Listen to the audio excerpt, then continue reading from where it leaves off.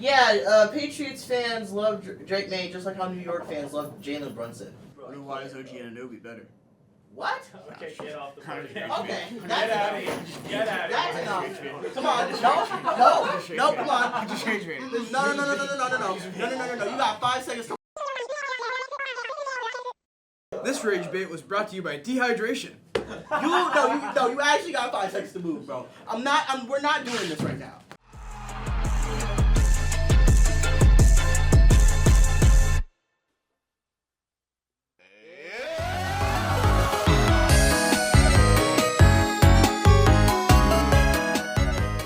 Well, my name is Jack Yadlon. I'm a big hockey fan, a fan of the New York Rangers, New York Knicks, New York Jets, and New York Yankees. Mini deadline was kind of occurring because the roster freeze for the Olympics occurred at 3 p.m. Eastern Standard Time today. No more moves can be made until February 22nd while the Olympics go on. Artemi Panarin traded to the Los Angeles Kings. This news is broken by Adam Schefter, of all people, a minute after the roster freeze. I knew it was over. I think it was towards the tail end of last season when that Athletic article dropped. I read it and I was like, oh my God, dude. I was like, bro, it has to be over. It has to happen. And I knew it was truly over when the Rangers GM dropped that letter to the fans, and it was basically, to summarize it, it was like they traded their captain, they traded Chris Kreider, franchise icon, playoff record breaker. And then Drew's just like, yeah, we're going to retool. Yeah. I fully believe it would have been a rebuild completely, if not for the fact that they're kind of stuck with, doing them out of my head really quickly, around like 30 or 35 million for 4 years. At least some of them much more than that with Gavrikov and Shesterkin. And, I mean, the Panarin move specifically today, it was Liam Greentree, the 26th overall pick in 2024, and a third-round pick. Now, just going myself a little bit about Greentree, there are records of me talking to friends about how much I like Liam Greentree. He plays in the OHL, Ontario Hockey League, with the Windsor Spitfires. He had 110 points last season in 64 games. Sorry, 119 points, 64 games. This year, he's not been as good. Windsor themselves has not been scoring as much. He's leading the team in points. A lot of their leading scorers left. I personally love the pickup of Greentree, but the main reason it happens is because, it's because of the leverage. The reports are that Panarin, after discussing with all the other teams, discussing with Panarin's camp, Panarin was dead set on an extension coming with whatever deal he did. The only team that really was willing to give him any leeway on that was the Kings, or one that he liked was the Kings. And so he basically told the Rangers, and he has a full no-move clause, so he controls it, told the Rangers, if you don't trade me to the Kings, I'm not waiving the clause. So the Rangers don't get much out of it. The third becomes a second if they win a round, and they get a fourth if they win 2 rounds, the Kings, that is. I like the return, all things considered. It's underwhelming for a guy like Panarin, who's been the best Ranger since being signed back in 2019. But when you look at all the facts, they were stuck against the wall. They got the Kings' best prospect, and that pick could become a second and a fourth if the Kings do very well. And the Western Conference is very weak, so I don't think making the second round is unrealistic in the slightest.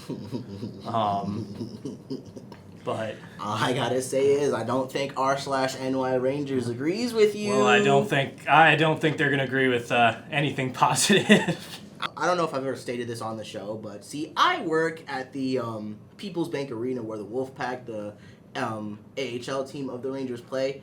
Right as you walk in, there is a wall that says Hartford to New York, and every single player, with the exception of Igor and Matt Rempe and Cooley, right? And Cooley, I think Cooley's on there. Yeah, I think other than those 3, every single player is no longer on the Rangers. So you know what this says to me? They're low key like, can they develop players? There's been some talent development issues. They're currently sitting, I believe, third last in the league, just above the St. Louis Blues and Vancouver Canucks. Vancouver's probably going to finish bottom of the league, but odds are the Rangers are going to have the second best draft odds, and they need a forward badly. They need a big time forward. It was going to be Gavin McKenna most likely, but some things happened with that today as well.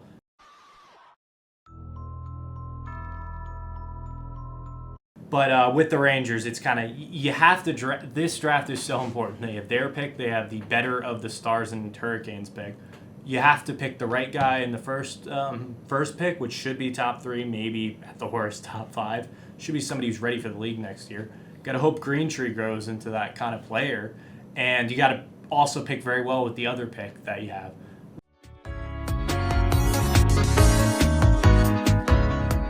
That's what legendary players do. So Kobe Bryant broke his hand, and he did that. That's what legendary players do. Kevin Durant got his foot on the line, went into overtime. He didn't score, bro. He didn't put up no buckets. Stop calling that man legendary. I'm not the biggest fan of these crazy Patriot fans going out here and saying that Drake May is the MVP, Drake May is the best quarterback in the league, Drake May this, Drake May that. Stop calling that man legendary. No. You go to the playoffs, he is not the best quarterback. He's good, I'll give it to him. But he's not as good as people say he is. AFC Championship game, you throw 86 yards, under 50% completion percentage. You get a touchdown handed to you because Jarrett Stidham threw the ball backwards. They only really scored 3 points in that game. But there was a blizzard, right? Surely, like, the whole game was affected for him. No. The blizzard happened at the start of the fourth quarter. Cool. You go back to the divisional against Houston. What do you have, 4 fumbles? Something like that. I mean, once again, defense bailed him out. And against the Chargers, too. I think he had a pick, 2 more fumbles. Terrible. Now, people are going to say, well, he's still in the Super Bowl. You take any quarterback and put him in Drake May's shoes. They're in the Super Bowl, too. Right, Josh Allen. Yeah. Lamar Jackson. Yes. Aaron Rodgers. Probably. Yep. Jackson Dart. I think good chance. I think they are as well. Russell Wilson. No, not a chance. Really? No. Okay, no. Come on.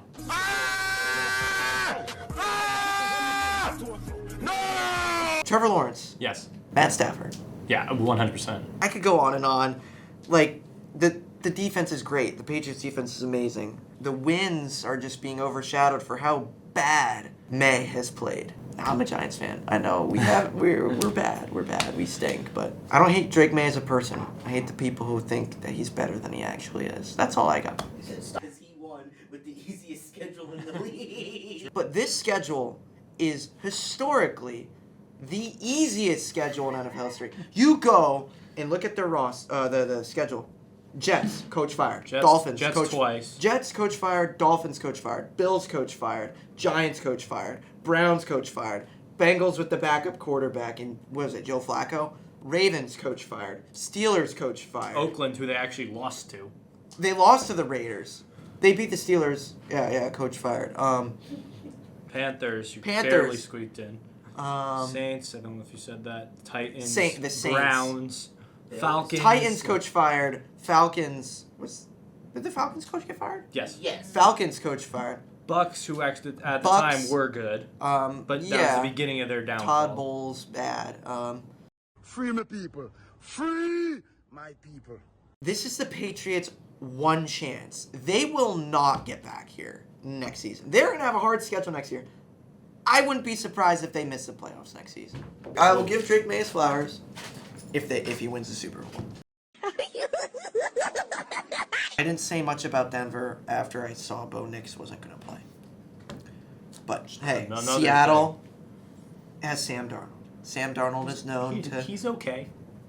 Sam Darnold is very good.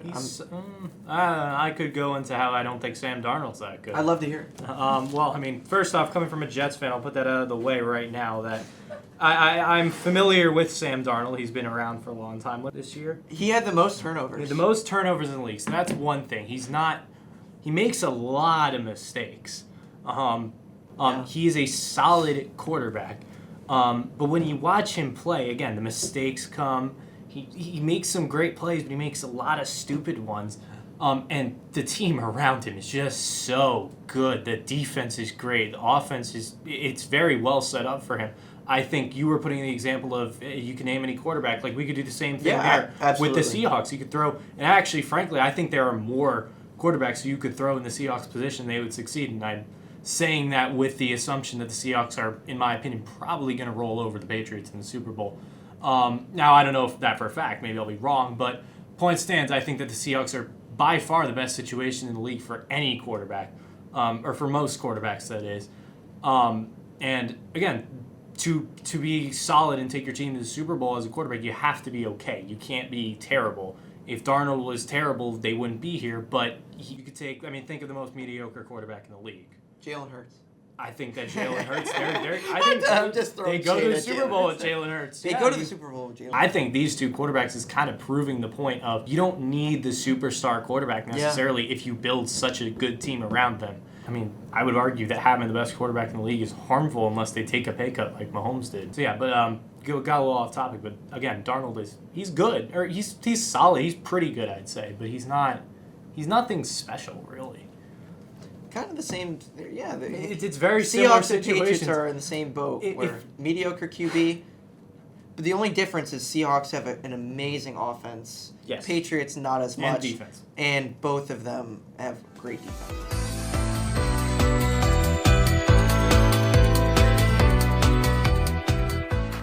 Hi, my name is Madison. The Aces, Los Angeles Sparks, Seattle Storm. For NBA, I'm a bandwagon, Golden State. For the NFL teams, I don't know. I'm all over the place, but I do want the Patriots to win the Super Bowl. Thaddeus, I've heard you got some spicy Super Bowl takes. I don't know how spicy they are. I think Seattle's going to win the Super Bowl. I don't think it's going to be particularly close. I think it's going to be at least a 2-score game. I think that Drake May has had a bad postseason. I don't think there's any way around that. He's had a bad playoffs. Sam Darnold is not the greatest QB in the world, but he's better than Drake May in the playoffs. Drake May is like Aaron Judge in the playoffs. I'm a Yankees fan, I can say that. Drake May is Aaron Judge in the playoffs. It's going to take him about 5 or 6 goes before he does it great and his rest of the team around him blows it, okay? Because then by then, the Patriots roster will be bloated and overpaid, and they won't be able to win a Super Bowl. The Patriots do not have a Super Bowl window. They will not win a Super Bowl with Drake May. I wasn't even going to say that until 10 seconds ago, and it just felt right. I knew it was fake.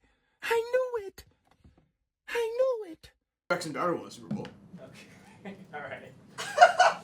Slow your roll here. Let's look back at 15 years. Slow down. If I'm right about this, ESPN should hire me in 15 This years. will be on the. No, I think Drake May will win a Super Bowl eventually, probably. I really do like Vrabel.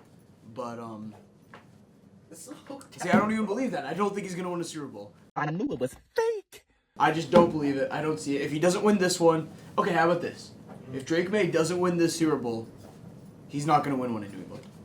When you look at the Patriots, right, you're talking about a whole lot of media attention on them. Stephon Diggs and Cardi B. You're talking about if they win this Super Bowl, they're gonna win 7 Super Bowls, and that's tying who are they tied with? Patriots in Seattle did get lucky because it's not in a million years I would have thought this would be our Super Bowl. The Seattle's more advanced in terms of veterans on their team more than the Patriots do. I don't know much about the Patriots, quarterback, so I'm not gonna hate. So you win this time, but Hear me out. You have Stephon Diggs on a pretty decent contract with where the receiving market is going. He's not enough. You're going to need to bring in another receiver. That's more money on your cap. And again, cap can be manipulated like crazy. You can bring in anyone you want. That's just how the NFL works. If a team wants to bring in a player, they can bring in that player on any contract. That's just how the cap works. But you're going to need another receiver. It's probably A.J. Brown. Costs a lot of money. You're giving up draft capital. If it's not him, you're giving up George Pickens, who's had one elite year. Who knows if he's really that number one receiver? I'm not really sure. He had CeeDee Lamb on the other side taking away attention. Your defense is getting pricey. You have Milton Williams in the middle. You have a lot of defenders around him who outperformed their contracts this season. A lot of guys who shouldn't have played this well, and I don't know if they play this well in another campaign. Now, a lot of them have breakout seasons too, don't get me wrong. But I'm just not sure that defense stays at that level next season. I don't really trust the offense. You have a bunch of running backs on rookie contracts. You have a quarterback on a rookie contract. This is going to start costing money. Do you think Drake May is the Lamar Jackson of Aaron Judges?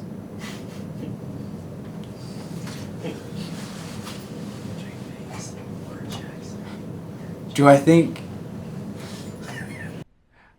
What the does that mean, Kobe Bryant?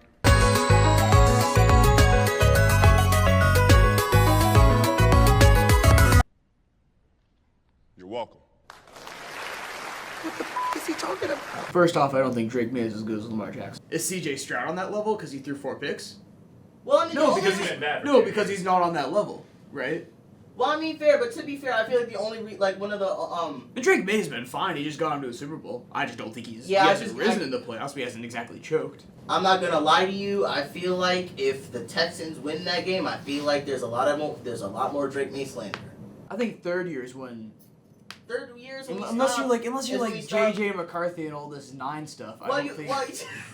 I don't Nobody think said you're not anything getting, about JJ McCarthy. I'm just saying, a first round quarterback, a top 10 pick, to be just completely outcasted by its own fan base. Now, maybe around the league, but I don't think Patriots fans feel bad about Drake May if they lose that Texans game. Oh, I think they do. I don't think long term. In the moment. I mean, But they're Patriots fans. That's true. Yeah, but they love May. Yes, but It's New England sports. they gave I've up I've seen pictures of him like in bathrooms in the Union before. Like they would not. you know, Patriots fans love that guy. Yeah, Patriots fans love Drake May just like how New York fans love Jalen Brunson. Why is OG Anunoby better? What? Okay, get off the podium. Okay, Get that's out of enough. here. Get out of That's here. enough. Come on, no, come on. Just change rate. No. You got 5 seconds to walk away from this podium. This rage bait was brought to you by dehydration. You actually got 5 seconds to move, bro. We're not doing this right now. Get off. Get off. See you next week. No. What's up, baby? Talk that now. Drake May just didn't look like himself out there. He didn't look like the Drake May maybe that we've seen throughout the regular season. Postseason, the offense hasn't been too great in the first place. But for them to go out there and look like that, we knew Seattle had the best defense coming in, but goodness, it was terrible from the jump.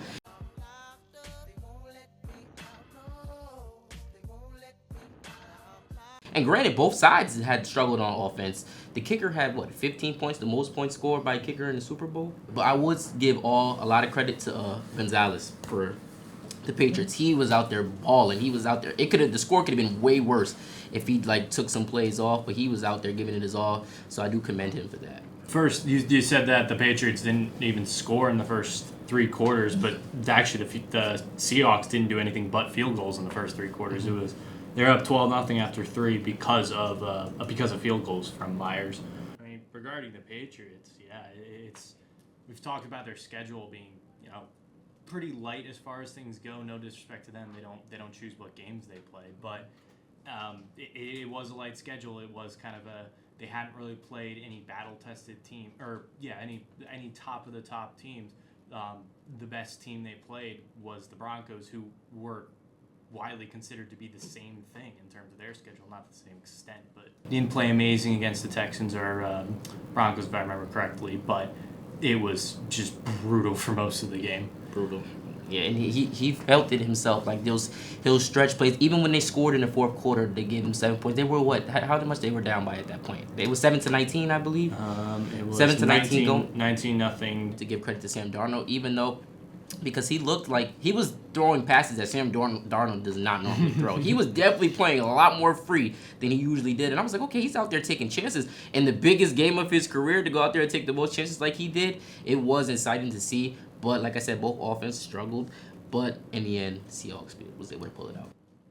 Yeah, no, Darnold, I mean, I think I said this last week, but one of the nice things about this kind of Super Bowl, it's 2 quarterbacks who, I know May was second in MVP voting, but if you watch the games, that may be a little misleading, not discrediting him in any ways. It's just, again, the strength of schedule, team around him to an extent. It's you look, these aren't Mahomes and Burrow or Allen and Jackson, all from the AFC, not a possible Super Bowl, but point stands. It's not like the top of the top. It's 2 kind of guys proving, these guys aren't perfect. Darnold led the league in turnovers in the regular season.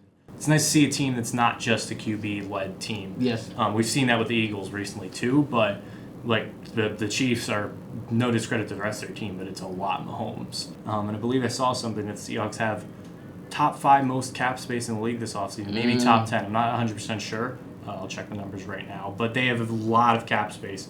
Part of that's going to go to Kenneth Walker, you would assume, but rightfully so for how he was playing in that Super yes. Bowl. Oh my goodness, K9 was playing out of his mind out there in this game, and Kenneth Walker Walker was out there and showing that you do not have to simply rely on your quarterback to go out there and throw for 500 yards to win a Super Bowl or win a game.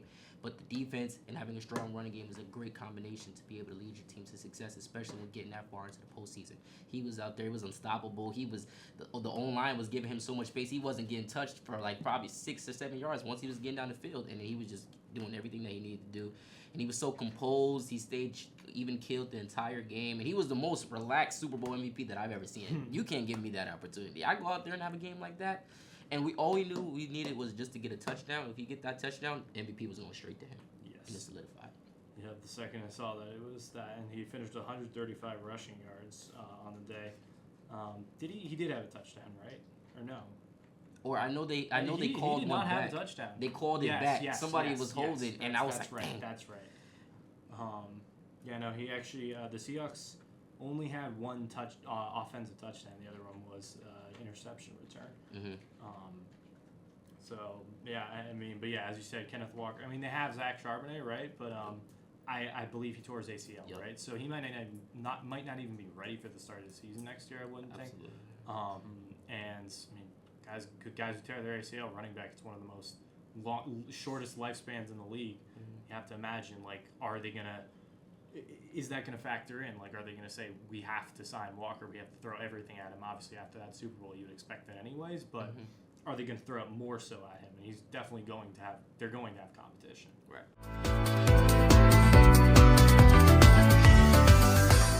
CBA deadlines have been going on since October 31st, 2025. They've been in negotiation about that. I saw the clip Yeah. went really viral. Lisa Collier, after the Lynx got eliminated from the playoff, she called out the leadership. She called out the offices of the WNBA, especially when it comes to just the integrity of the game. But I've seen a lot of misconceptions about what the players specifically are asking for when it comes to CBA negotiations. Yeah. And The players want 10.5 million, like a salary cap for the 2026 season, and while the league is offering 5.65 million for the 26.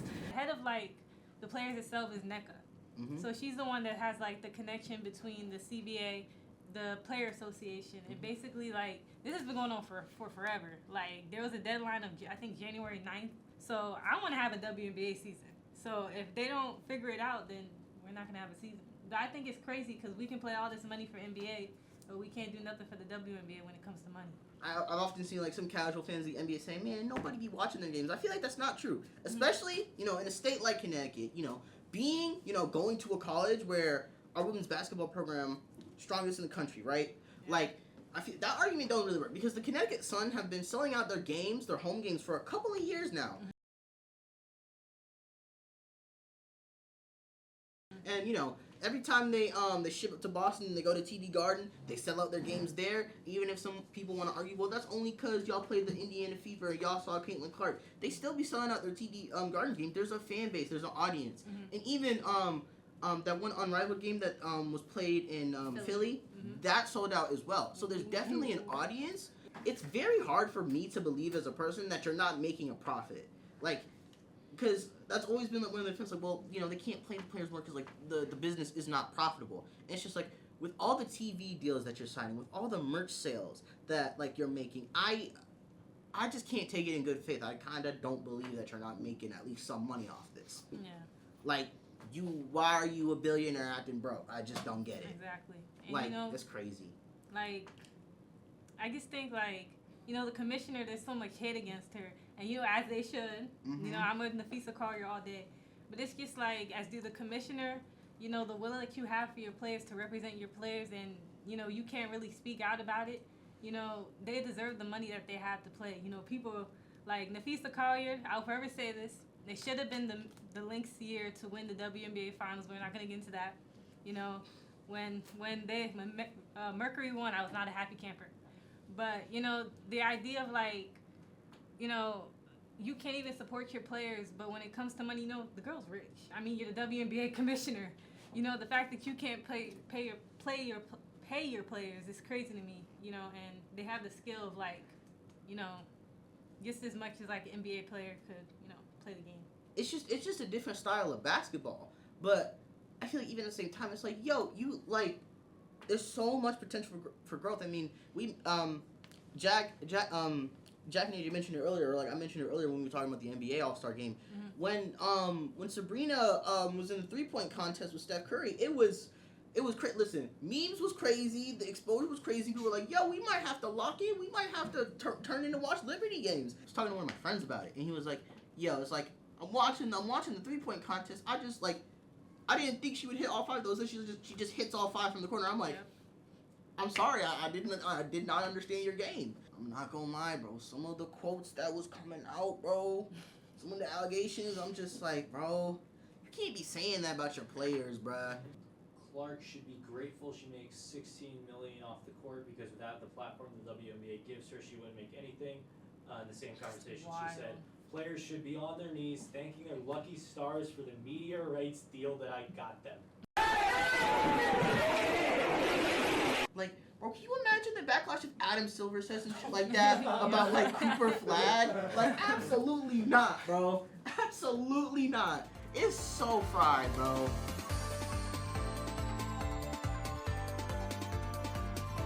Mid for mid. I mean, like, Trae Young, he's a good player and all, but he's not going to really move the needle anywhere in DC. I mean, he hasn't even played yet, and they're saying he's hurt, but, like, they've come out and said he's not even going to really play at all this season. I don't really like it. Yeah, trading CJ is fine. He's getting up there in age. Kispert I like. I'm really high on Kispert. But, yeah, definitely just an odd trade. Nothing too big. Hawks kind of got the better end out of it because they can't win with Trae Young. They're better without him. So Absolutely. It's just another case of a superstar trying to force their way out of a franchise just to get their way, to go somewhere where it's not going to work out anyway. You're going to go to Washington for what? To get more money, to shoot more shots, and you go to a team that you know that's not going to win, and the onus is not going to be on you if you don't win. Because you go to Atlanta, and you have a team, now you have Jalen Johnson, who's coming out to be a star. Now, that's his team. They're already making that transition for the Jalen Johnson project and trying to build people around him.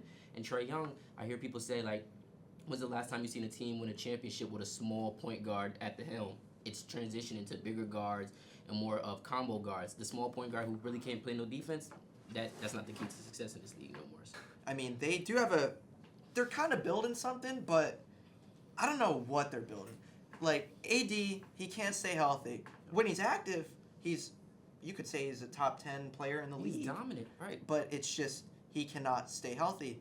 Yeah. I mean, one of those first is the Thunders this year, so that won't be too valuable, but the other one's the 2030 Warriors, top 20 protected, but I mean, I imagine after that there's less protection, so there's no knowing what that's going to be in the future. The seconds are, this year's from Phoenix, next year is from Chicago, and 2029 is from Houston, so There's no way to know. It's just like you take Luka Doncic and you turn him into what do they get in exchange? 3 total AD. first-round picks with heavy protection on one of them. One of them is going to probably be the 30th pick, and then you get Chris Middleton. Chris Middleton. No shade at Chris Middleton. Yeah, he could hoop, but like I think it's low-key washed. High-key It's washed. The script writers were writing, and they just let people do their job, and then whoever was running the Mavs just let it all crumble because there's no way that you turn Luka, your star franchise player, right, who's only going to excel, into Chris Middleton or Marvin Bagley. People forgot that he was even in the NBA. I forgot the other two in it. They're on expiring deals too, so you don't even. And I think it's all turned into the Cooper Flag project, right? They all gonna rebuild around him. This trade frees up their cap to $150 million coming into next season, so they're gonna be trying to get players to come to Dallas to build around Cooper and hoping that Kyrie comes back off his injury and continues to play well. But buying into the Cooper Flag, I'm all with that, and I feel like Cooper Flag is just like, dang, I got thrown into this great position. I'm first pick. I come to a team that's ready to win now, and then it's all of a sudden it's like everybody's leaving me. It's just me around here. Cooper Flag is a great setup. They're so lucky they got him, Dallas, but what a mismanagement of assets to get to this point in the first place. Absolutely. Again, they've completely lucked into a situation where they can recover, but if they don't win that draft lottery, I don't think they can.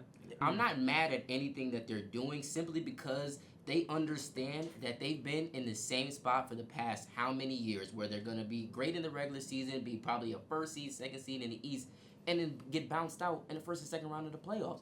So it's time to make some changes, right? We already know that Donovan Mitchell is our star player, right? So everybody else, what are we going to do with them? Do we want to stay double big with Mobley and Allen, or are we going to look at Darius Garland, who's been very injury prone, right? And he has an injury that is going to stay lingering. That turf toe is no joke. So are you going to be able to have him and say, let's say he's healthy throughout the regular season, but he's bringing some injuries into the playoffs. He might play a couple games here and might sit out a couple games here. It's just going to be a repeat. So bringing in James Harden, that definitely was not on my bingo card. I don't know how that's going to work, but it reportedly said that Donovan Mitchell wanted James Harden to come to Cleveland. He wanted another combo, a past first point guard who was big and could be able to play. But will that work? I guess we're going to have to see. You don't have to see. It came out of literally nowhere because of contract disputes. Because the Clippers were like, we're not giving you a 2-year extension. So like, and he was like, well, I got a player option. So either you trade me now or I leave. Yeah, talking about the Cavs again. When we first saw the DeAndre Hunter trade, it was kind of random, especially for Keon Ellis and Saric. A little interesting, but we didn't know then. But they were just gearing up to get Harden, so it did make sense in the end. Going to be interesting to see how Mitchell and Harden gel, but overall, yeah, I don't think this really will get him out the mud. Yeah. I think they're waiving him, right? Or I mean, I don't know. I believe He's not expected. They don't intend for him to report to Toronto. But if he does, he does. Right. Which means we're not really gonna play you, and we respect you as a veteran in this league, and we're actively looking to get you out of here. But if you want to come in the meantime, you can. Right. It's just interesting. You got to feel bad for Chris Paul. He didn't really do anything wrong, and especially just the way he got treated by LA, a team that he transformed, really just changed the outlook of their franchise, and that's what you do to him. It's just, what's your problem? Well, I mean, according to Clippers management, I don't think they like the fact that he was an outspoken leader. Right. Which is I mean, you read the whole ESPN report from Ramona Shelburne, and apparently the breaking point was after, I think they lost that game to the Mavericks late November, where Chris Paul suggested like switching up defensive coverages because Kawhi Leonard was getting beaten off the block by Klay Thompson, and then Jeff Van Gundy said to Chris Paul, "You don't have that leeway here." Right. And then like 3 days later, Lawrence Blank flew halfway across the country to Atlanta to tell Chris Paul, "Yeah, you're going home." It's pretty interesting. I mean, getting 3 first-round picks, only 3 firsts for Triple J, Defensive Player of the Year. Like, he's no role player. He's good. And 3 firsts, when you look at other trades where you get 5 firsts for Mikal Bridges, no shade on that. I still like that trade. I'll die on that hill. But that's another story. Triple J is a great player. And I don't know what the Jazz are building, but they just gave... I mean, you got Walter Clayton, a rookie, but just a few role players, kind of just throw-ins, really. I just see it as Triple J for 3 firsts. That's not bad. Right. Not bad at all. Absolutely. I mean, what this signals to me is that I think the Grizzlies are getting ready to try and move off of Ja Morant. Total rebuild. It's fried. Total fresh start. It's so fried. It's over. Yeah, and it's over. It's over for Memphis for sure. That was the first thing I thought. So what are they gonna do with Ja? Is he gonna leave? Where are they going to send him? Because getting Triple J was not on my bingo card for sure. But I do like what's going on in Utah because they definitely believe in Keontae George, who's having a hell of a season this year. And moving on with him, with Triple J coming over there, it's getting interesting in Utah. I mean, nobody wants to go to Utah, but it's getting interesting over there. Yeah, it's fried, bruh. All right, now we got our next 3-team deal. Bulls get Mike Conley and Jaden Ivey. The Pistons get Kevin Huerter, a first-round pick swap from this year, and Dario Saric, because I think, he got traded from the Bulls. And then the Timberwolves get cash considerations. Ooh. What are y'all thinking? I mean, the Pistons... I like the Wolves side. The Wolves get cash, but the Pistons, they get another shooter. When you had someone last year like Malik Beasley, who was just absolute sharpshooter, and then just losing him to the whole gambling stuff and all the alleged stuff. I gotta throw that in there. Right. Kevin Huerter is a great shooter, so if they could, I mean, now they're the 1 seed and now they have a clear sharpshooter, that could be dangerous. Don't sleep on Kevin Huerter. Absolutely. Jaden Ivey really never lived up to his expectations. He came out of Purdue I wanted the Knicks to take him, and he just never really found his place. So hopefully, just a fresh restart in Chicago might get him going. I kind of like this move for them. Not many people like Ivy. I do. Right. And it's tough for Ivy to come back after the injury that he had last season. It was terrible. And especially when you're the type of player like him that relies on your athleticism. When you tear or hurt something of your lower extremities, that changes your whole game, your whole mindset of how you play, because you don't know if you're going to re-aggravate it or re-hurt something. But hopefully going to Chicago does revamp his career, because I do think he's a really good player. Well, I saw a report yesterday, I believe, that it was the Heat and the Wolves that were the probably most likely 2 teams for Giannis. I mean, I don't think other teams are out of it at this point, but those 2 are far and away, I think, the as of now at least, who's expected to probably get him.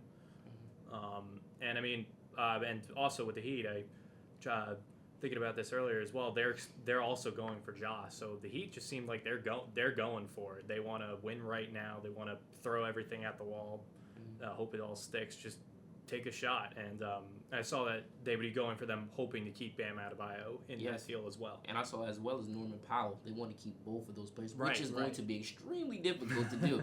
You're probably if you're gonna do that, you're only gonna have 4 players on that roster, and you can't even have 5 to play. But it's gonna be extremely interesting, and it's also different from the Heat culture. They never really do things like this. It's definitely different from Pat, so it's interesting to see. I think they're really trying to shake things up. Right, now I do want to add, as of literally right now, I do want to add, the Wolves have no point guard. They currently have Dante at the 1, which, I mean, okay. solid. I'm not calling him trash. I just don't know if he's a true 1. And then you got Rob Dillingham, which, gang. It's just hard when you're small and you're not defensive minded. Like, we want you to go out there and score, but I think he goes out there sometimes to get empty calorie buckets, right? It looks pretty, but it ain't gonna be impactful towards the game. Right. But as we seen, even when we watched them in the playoffs, they need a point guard. That's what they need, because Ant gets the ball late in the 4th quarter and he's gassed, because now he has to bring it up every time and has to score and try to do all that, and they double triple team him. He's gonna get exhausted. They need somebody to be able to regulate it and be a point guard, because DiVincenzo's, like you said, we like him. He's a good point guard, or a good way to fill in that role. But he's also score first, right? He's aggressive. He wants to do that. But they need somebody to regulate it and be able to do it. I thought Mike Conley was gonna do that for them, but he's too old. Maybe 15 years ago, but not right now. Yeah, talking about Giannis, though, I want to go back to it. You were talking about the Heat, and I feel like it's like a broken record when it comes to the trade deadline or free agency in the Heat. They always are in on these stars, yet they never do anything. Right. They're afraid to make moves. We were saying they want to keep Norman Powell and Bam on the roster, but get Giannis and Ja. It's not happening. I give it 0% chance that Giannis goes to the Heat, and a 0% chance Giannis even gets traded from Milwaukee. I think it happens in the offseason. Okay.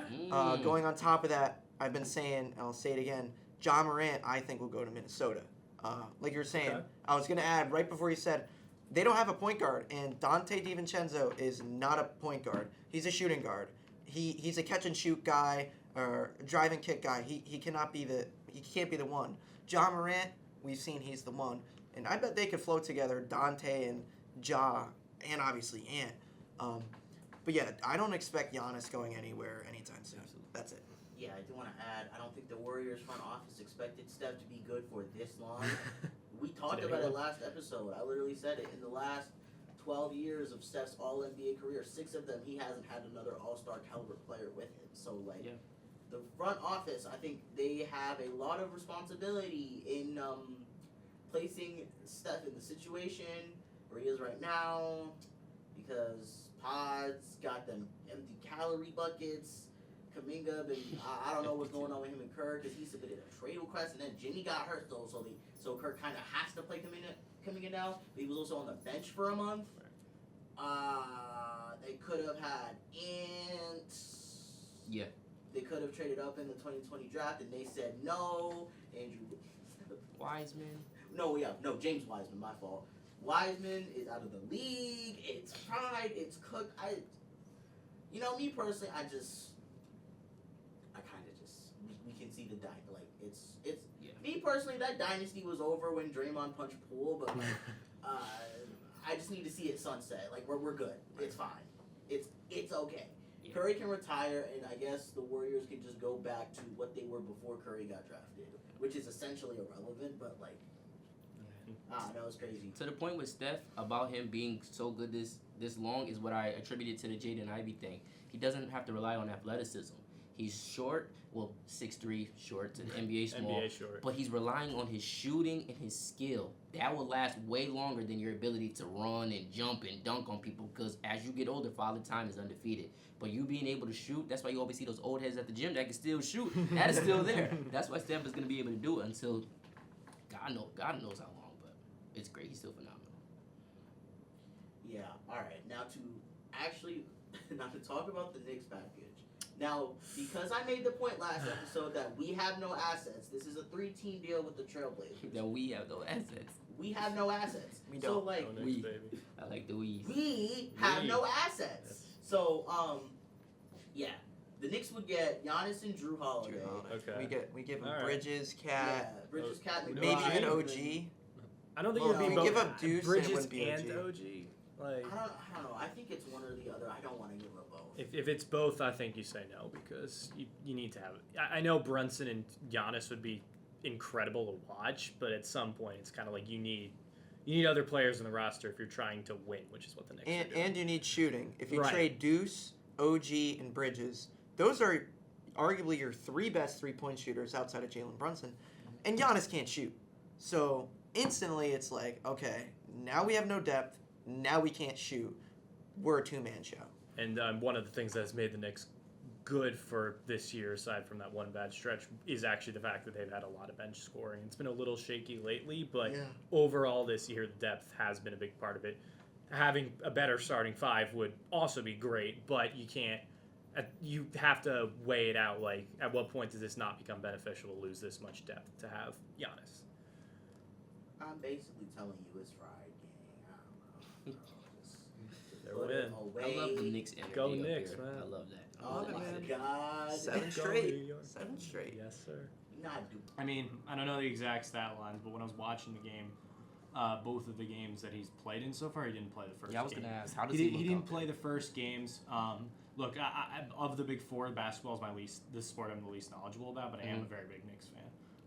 And I've loved Alvarado so far. He's been great.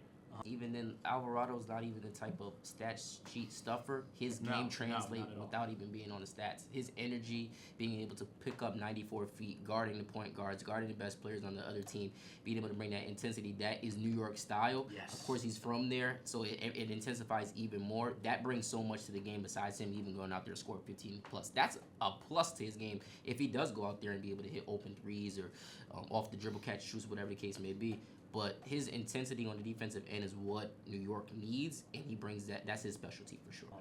Now we'll see if it can take him all the way, right? Mm-hmm. But it's definitely a great pickup, and I think it fits the vibe of New York very, very Absolutely. That matters when you get to the playoffs, Yes. and you need players who want to win, who's going to be able to be another body on the court, or just extra fouls, to be honest with you.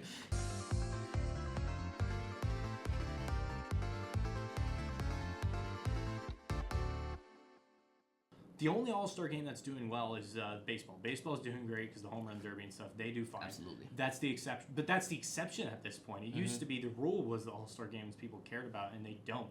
I don't know why, honestly, but it's partially how they're set up, I think. But it is interesting. It's not just the NBA, albeit I'd say they're probably the biggest culprit. They got to figure out something. But like I said, if they don't play hard, it doesn't matter. And it's not even just Sunday, right? It's the whole weekend. Did y'all know that All-Star Saturday night starts at 5 o'clock on Saturday? Yeah. 5 p.m.? It's snooze, bro. Only because the Olympics come on at 8 o'clock that night. 5 p.m.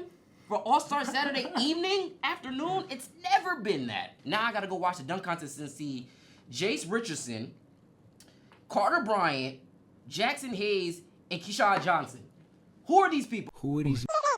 I cried laughing when I read it. You know what I'm saying? like, we need to stay away from these. I don't know any of these guys. Jace Richardson didn't know he was in the dunk contest until the Orlando Magic posted it on their Instagram page. He put the Drewski meme in the comments and said, but that's just my proposal. I'm sick of it because like I said, I'm one of the biggest All-Star Weekend fans, and it's been terrible. 5 p.m. 5 p.m. 5 p.m.